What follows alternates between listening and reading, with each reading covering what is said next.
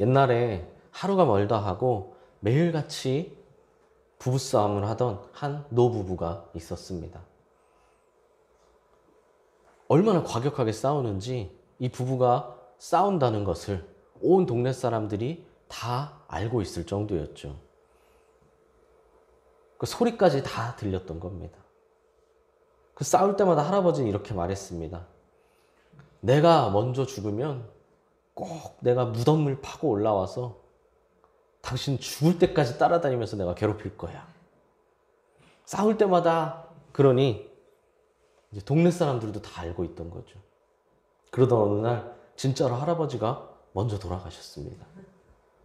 할머니는 장례식을 간단하게 치르고 장례식이 끝나자마자 사람들과 술을 마시며 파티를 했습니다. 걱정이 된 이웃들이 물었습니다. 할머니, 무섭지 않으세요? 할아버지가 항상 말했잖아요. 먼저 돌아가시면 무덤을 파고 올라와 계속 따라다니겠다고요. 그러자 할머니가 천연덕스러운 표정으로 말했습니다. 아이고, 그 영감탱이 하루 종일 파라고 해. 내가 그럴 줄 알고 관을 뒤집어서 넣어놨으니까. 유머지만 그렇게 말한 할아버지도 그렇게 행동한 할머니도 참 대단합니다. 할머니의 방법이 진짜 해결책인지는 잘 모르겠지만 분명히 할머니에게는 두려워하지 않을 이유가 있었죠. 그리고 오늘 본문에서도 우리에게 두려워하지 말라는 예수님의 말씀이 3번이나 반복되어 나오고 있습니다. 도대체 무엇을 두려워하지 말라는 것인지, 그러면 두려워하지 않을 이유나 근거는 무엇인지, 어떤 상황에서 어떤 의미로 우리에게 말씀하신 것인지 우리 한번 살펴보도록 하겠습니다. 12명의 제자를 세우시고 제자들과 늘 동행하시며 제자로서 해야 할 일들을 가르치시던 예수님은 어느 날 오늘 본문에서 앞으로 제자들이 어떤 상황을 만나게 될 것인지를 설명해 주십니다. 제자들의 마음은 아마 설렘과 희망으로 가득 찼을 겁니다. 예수님을 왕으로서, 위대한 통치자로서 따랐으니 앞으로 우리에게 일어날 일들을 얼마나 핑크빛으로, 장밋빛으로 그려놨겠습니까? 하지만 예수님의 말씀은 그들의 기대와는 전혀 달랐죠. 예수님의 말씀을 간단히 요약하면 예수님 자신이 고난받은 것처럼 제자들도 세상으로부터 고난받을 것이다 라는 겁니다. 하지만 안타깝게도 제자들은 예수님의 말씀을 하나도 전혀 이해하지 못했습니다. 예수님이 순환당할 것이라는 것도, 자신들이 그 예수님의 고난에 동참해야 한다는 것도 말입니다. 그러나 예수님은 제자가 그 선생보다 또는 종이 그 상전보다 높지 못하다라고 분명히 말씀하셨죠.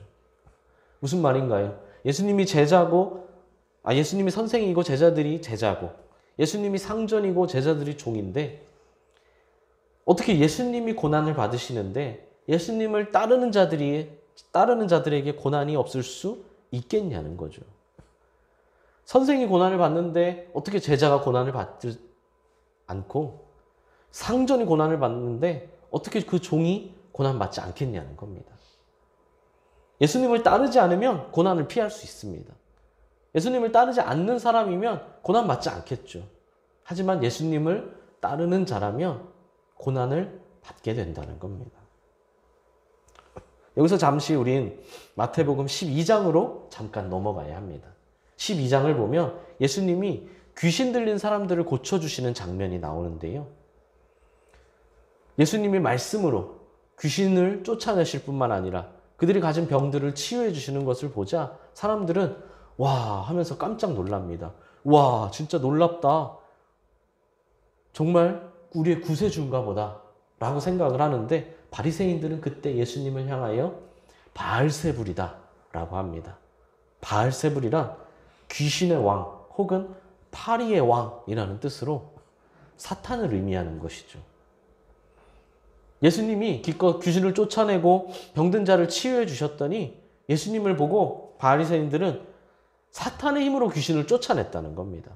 예수님이 사탄의 왕이기 때문에 귀신을 쫓아낼 수 있었다고 하는 거죠. 물에 빠진 사람을 구해줬더니 보따리를 내놓으라는 겁니다. 마태복음에선 이 사건이 오늘 본문 뒤에 기록되어 있죠. 오늘 본문은 10장이고 아까 그건 12장이니까요.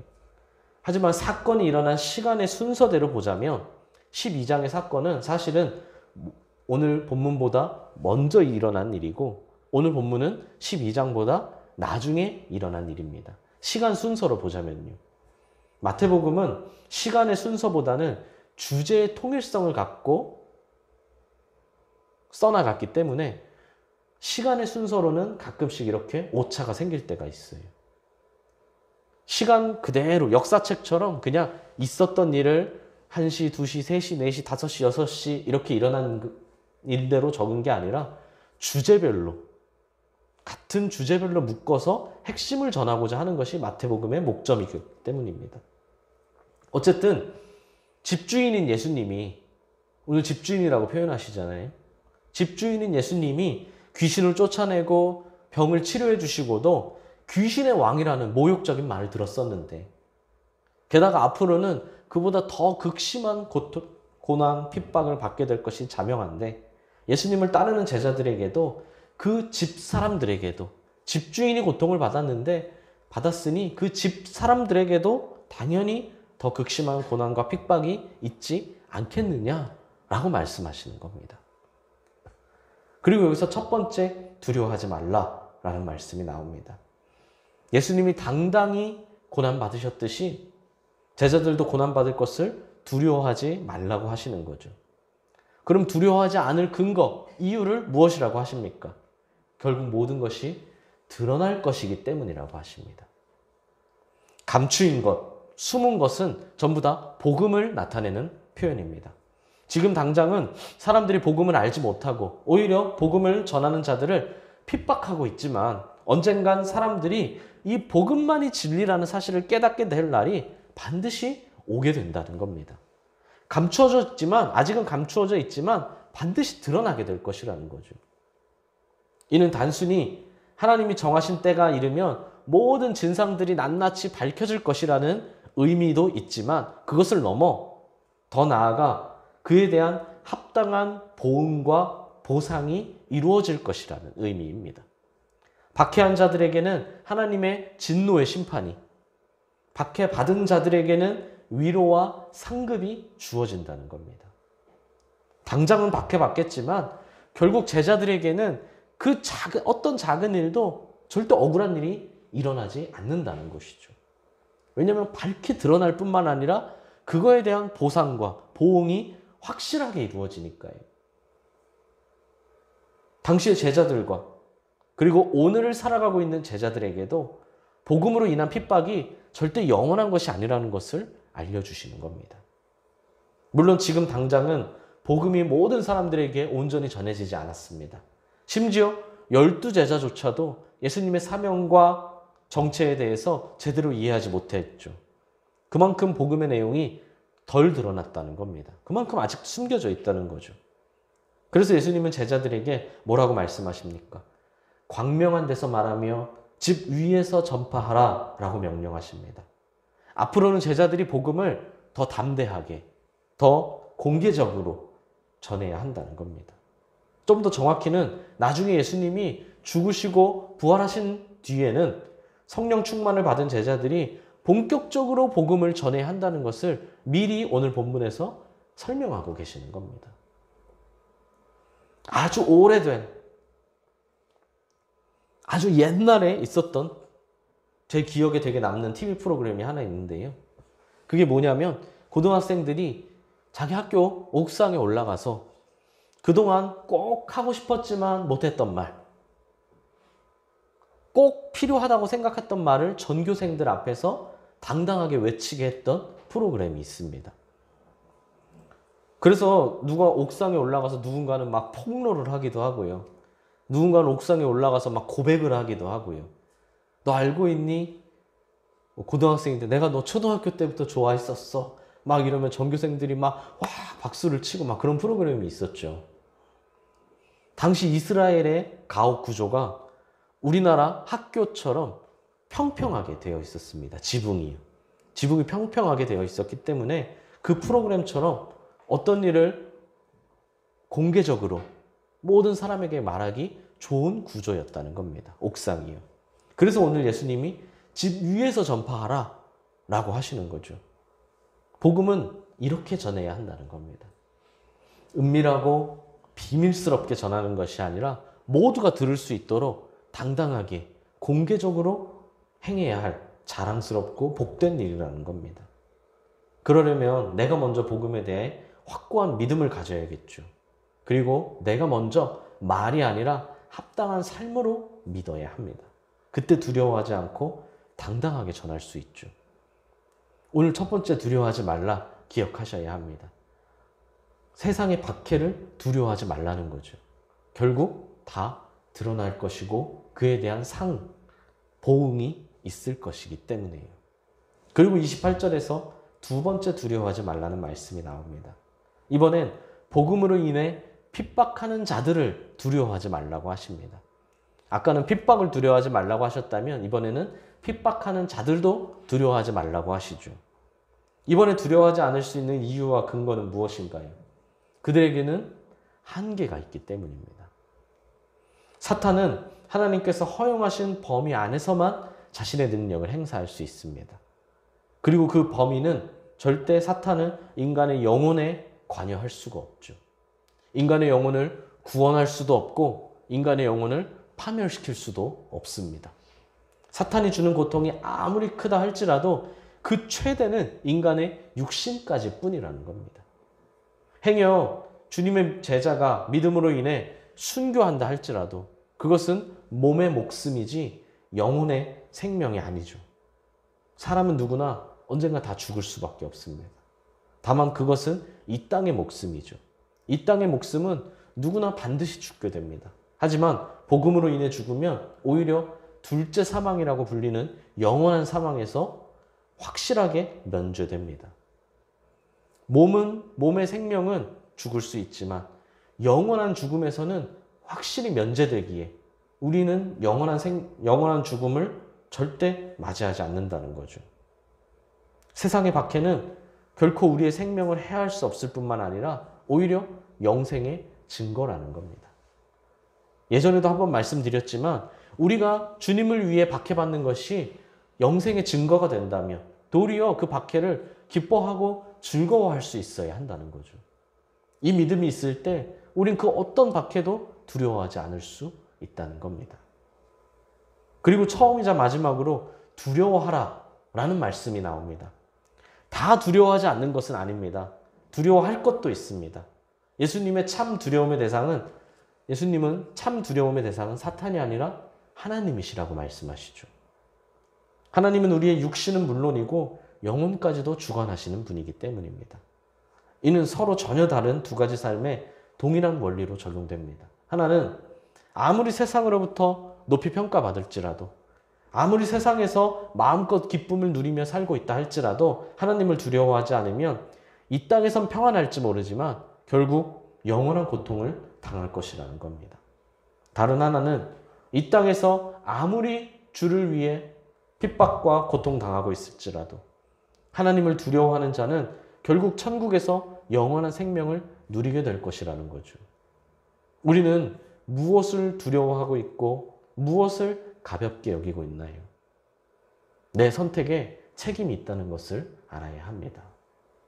당시 참새는 가장 흔한 동물이기 때문에 가장 값이 적게 매겨지는 짐승이었습니다. 한 아사리온도 가장 가난한 계층인 1일 노동자의 하루 품삯, 그 당시에 가장 가난한 계층, 하루 일해서 하루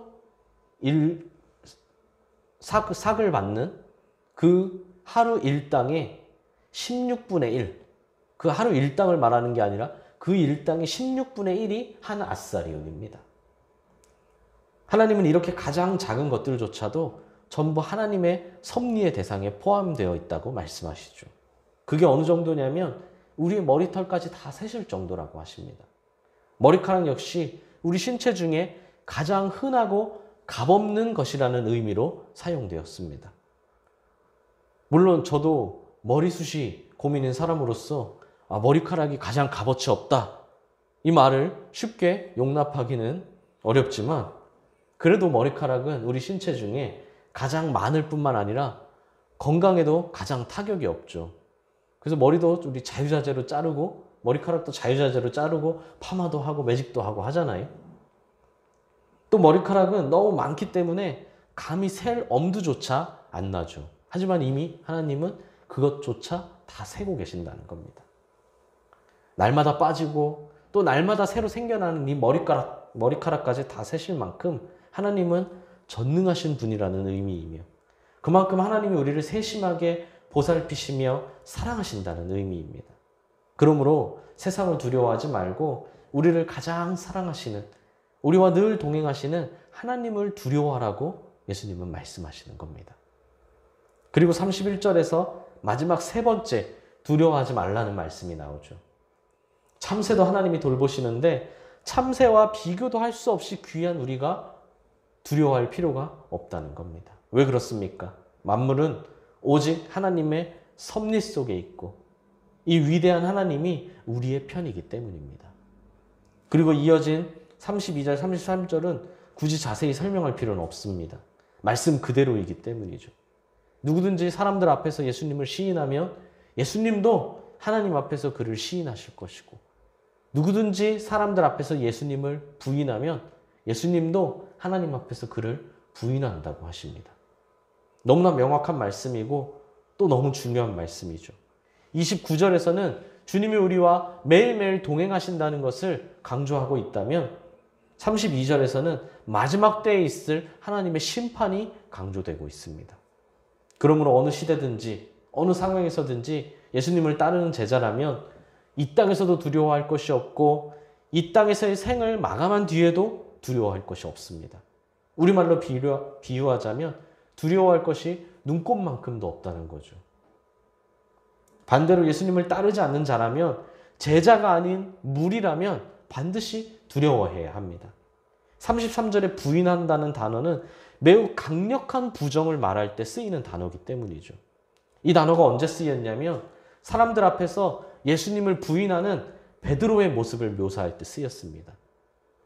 네가 새벽에 닭 울기 전에 나를 3번 부인하리라 말씀하셨죠. 그래서 베드로가 어떻게 부인합니까? 얼마나 철저히 부인합니까? 사람들에게 저주와 맹세까지 하며 나는 절대 저 사람을 모른다, 나는 절대 저 사람과 관련이 없다, 같이 있었던 적이 없다, 철저하게 부인하죠. 바로 그때 쓰인 단어입니다. 그만큼 강력한 거절입니다. 저주하고 맹세할 정도로요. 이것이 회개하지 않는 자에게 임할 가장 무서운 심판이죠. 만약 심판날에 예수님이 우리의 죄에 대해 변호하시지 않는다면 우리는 자신의 모든 죄값을 스스로 치러내야 합니다. 그 결과가 무엇입니까? 영적 죽음, 즉 영원한 사망이죠. 우린 이 땅에서의 고난은 일시적일 뿐이지만 심판은 영원한 사망임을 알아야 합니다. 그러면 누가 두려워해야 하나요? 제자는 절대 두려워할 필요가 전혀 없다는 겁니다. 사랑하는 수원동행교회 성도 여러분, 오늘 예수님은 우리에게 3번이나 두려워하지 말라고 하셨습니다. 명령하셨죠. 그만큼 두려워할 필요가 전혀 없다는 것이고, 3번이나 반복하신 것은 각자 다르기도 하지만 두려워할 필요가 없음에도 그럼에도 두려워할 것이 너무 보이기 때문에 우리를 강하게 위로해 주시는 말씀이기도 합니다. 오늘 말씀은 최근에 구제에 관한 말씀을 주실 때와 좀 비슷한 면이 있습니다. 예수님은 우리에게 외식으로 구제하지 말라고 하셨죠. 하지만 구제하지 말라고 하신 것은 아닙니다. 구제를 하되, 반드시 구제를 하되 믿음으로 구제하라고 하셨죠. 근데 이걸 오해하고 구제하지 말라고 하셨구나 라고 선택하면 어리석은 선택이죠. 오늘도 그렇습니다.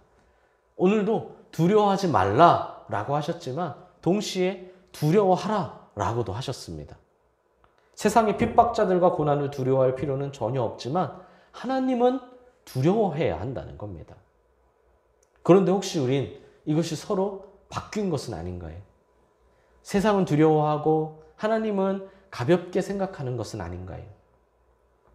세상을 두려워하는 사람은 결코 그리스도인답게, 결코 주님의 제자답게 살 수 없습니다. 세상을 두려워하지 않고 오직 하나님을 두려워하는 자만이 그리스도인답게, 제자답게 살 수 있습니다. 결론적으로 우린 오늘 세 가지를 명심해야 합니다. 첫 번째로 세상의 박해를 두려워하지 마십시오. 하나님은 절대로 우리에게 감당하지 못할 고난이나 핍박은 허락하지 않으십니다. 또한 시험 당할 즈음에는 반드시 피할 길도 함께 주시죠.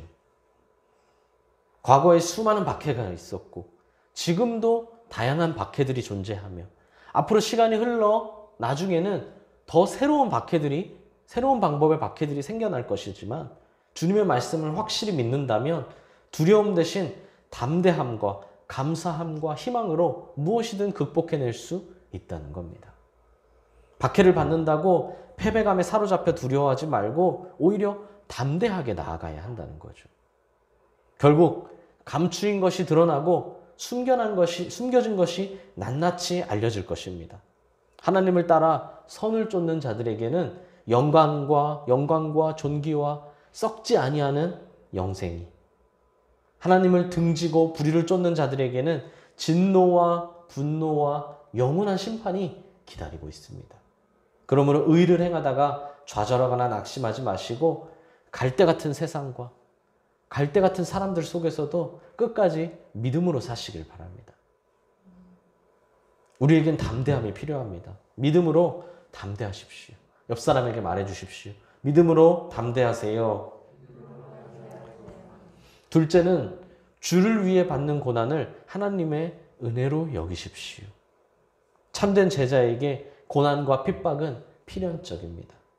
우린 이 땅에서 영적 전쟁을 하고 있기 때문이죠. 전쟁은 그 어떤 전쟁이든지 결국 피차간의 고통을 가져오게 됩니다. 패한 쪽만이 아니라 승리한 쪽에게도 피해를 가져올 수밖에 없죠. 그것이 전쟁입니다. 우리가 하나님 나라의 백성이라면 믿음으로 인해 세상에서 고난과 핍박을 받는 것이 당연하다는 겁니다. 아예 전쟁을 하지 않으면 좋겠지만 이미 이 땅에는 영적 전쟁이 시작되었고 주님이 다시 오실 때까지는 그 전쟁이 지속될 수밖에 없습니다. 물론 우리는 당연히 승리자가 될 것이지만 승리자에게도 피해가 가는 것이 전쟁이죠. 그러니 우리가 예수님을 위해 고난받고 있다면 오히려 기뻐해야 합니다. 세상은 절대로 같은 편을 핍박하지 않습니다. 세상은 주님의 제자를 핍박하지 왜 같은 편을 핍박하겠습니까? 우리 편인데요. 내 편인데요. 그러므로 우리가 세상으로부터 핍박받고 있다면 세상조차도 우리를 하나님의 편이라고 인정하고 있다는 거죠. 신앙생활을 하다 보면 가끔 의심이 들 때가 있습니다. 무엇입니까? 아, 내가 정말 주님의 제자인가? 내가 정말 구원받았나? 라는 생각이 가끔 들 때가 있습니다. 구원의 확신을 가지라고 아무리 강조해도 어려움을 만나거나 힘든 일이 생기면 가끔 그런 생각이 듭니다. 목사가 하도 많이 강조하니까 뭐 머리로는 알고 있지만 아, 나는 구원받은 사람이다. 머리로는 알고 있지만 가슴으로 확신이 서지 않을 때가 있다는 거죠. 그때 우리가 주의 이름으로 핍박받고 고난받는 것이 있다면 그것이 바로 하나님의 자녀라는 증거라는 걸 알아야 합니다. 종교개혁자 칼빈은 이렇게 말했습니다. 성도에게 닥치는 거룩한 고난은 하나님의 제2의 은혜다. 하나님의 은혜 하면 우리는 당연히 우리에게 좋은 것, 우리가 득보는 것들만 생각하지만 제2의 은혜는 성도가 당하고 있는 거룩한 고난이라는 거죠. 그러니까 이걸 바꿔 말하면 우리가 기쁜 일을 당하고 좋은 일을 했을 때도 은혜고 어려운 일을 만나도 은혜고 결국 다 은혜라는 겁니다. 베드로전서 4장 13절 14절에선 베드로는 이렇게 말합니다. 고난받는 자에게 기뻐하라고 하고요. 고난받고 있는 자에게 야 기뻐하고 즐거워해라. 너는 복 있는 사람이다 라고 말합니다. 왜냐하면 그것이 하나님이 함께 하신다는 증거이기 때문이다 라고 베드로는 말합니다. 어둠이 빛을 이길 수 없듯이 불의의 세력은 절대 의의 세력을 이길 수 없죠. 이미 예수님이 세상에 대해 승리하신 것처럼 제자들도 반드시 승리할 것입니다. 그러므로 그 가운데 고난이 좀 있을지라도 영적 전쟁의 최후의 승리자답게 고난을 주님이 나를 충성된 제자로 인정하시는 증표라고 생각하시길 바랍니다. 바울이 말하고 있는 그 예수를 위한 흉터, 상처, 흔적, 그것이 바로 고난입니다. 옆 사람에게 말해 주십시오. 고난도 하나님의 은혜입니다. 셋째는 우리가 진정 두려워할 분은 하나님 한 분이시라는 겁니다. 사람은 자신의 생명이나 소유에 위협을 받게 되면 자연스럽게 두려움을 느낍니다. 제자라 할지라도 핍박을 받아 위협을 받으면 두려움을 느낄 수밖에 없죠. 안타깝게도 그 두려움이 심해지면 그 두려움에서 벗어나기 위해 심지어 믿음을 배반하는 경우까지 생깁니다. 하지만 당장의 핍박이 두려워서 믿음을 배반하게 되면 영원한 멸망을 면할 수 없습니다. 그러므로 우리가 진정 두려워할 분은 하나님이심을 알고 어떤 상황에서도 믿음을 지키는 자만이 영원한 생명을 가질 수 있다는 겁니다. 물론 핍박과 고난을 두려워하지 않는 것은 절대 쉬운 일이 아닙니다. 하나뿐인 목숨, 하나뿐인 생명을 위협받는다면 그것을 잃는다고 생각하면 두려운 마음이 드는 것은 당연하죠. 그러나 우리는 이 땅에 연연하는 자가 아니라는 걸 명심하십시오. 인생은 이 세상으로 끝나는 것이 절대 아닙니다. 우린 내세의 소망을 가진 자라는 거죠. 물론 오늘날은 막 믿음으로 인해 생명에 핍박받는 일은 없습니다. 과거처럼요. 하지만 그건 또 모르는 일이죠. 우리 앞으로 5년, 3년 살 거 아니잖아요. 앞으로 20년, 50년, 70년을 살지도 모르는데 나중에 어떤 일이 있을지 모르죠. 그러므로 우린 이 땅에 연연하는 자가 아니라는 것, 이걸 늘 명심하셔야 합니다. 이 땅의 삶이 필요 없다는 말이 아닙니다. 하지만 어디에 소망을 두고 있냐는 겁니다. 이것이 어마어마한 차이입니다. 이 땅에 소망을 두냐 아니면 하늘에 소망을 두냐, 그거에 따라 삶의 목표, 태도, 방향 모든 것이 완전히 달라집니다. 어디에 소망을 두고 계십니까? 누구를 두려워하고 계신가요? 혹시 세상 일에는 밥도 굶고 잠도 안 자고 마치 매사에 목숨을 건 것처럼 신경 쓰고 노력하면서 하나님의 일을 위해선 얼마나 관심을 두고 계십니까? 이건 하나님의 일일 뿐인가요? 그냥 목사의 일인가요? 하나님의 뜻은 우리의 일이고 나의 일입니다. 하나님을, 하늘을 바라보시길 바랍니다. 옆 사람에게 말해 주십시오. 하나님을 두려워하십시오. 사랑하는 수원동행교회 성도 여러분, 차가울 땐 차가워야 하고 뜨거울 땐 뜨거워야 합니다. 차가워야 할 때 뜨거워지는 것도 문제고 뜨거워야 할 때 차가운 것도 문제지만 늘 차갑지도 뜨겁지도 않고 미지근한 것은 더 문제입니다. 오늘 주님이 무엇을 두려워하지 말라고 하셨는지, 두려워하지 않을 이유와 근거는 무엇인지, 반대로 무엇을 두려워해야 하는지를 말씀해 주셨습니다. 주님이 생각해 주신 그대로 두려워할 것은 두려워하시고 두려워하지 않아도 될 것은 두려워하지 않는 우리 모두가 되시길 소망합니다. 제가 더 간절히 부탁드립니다.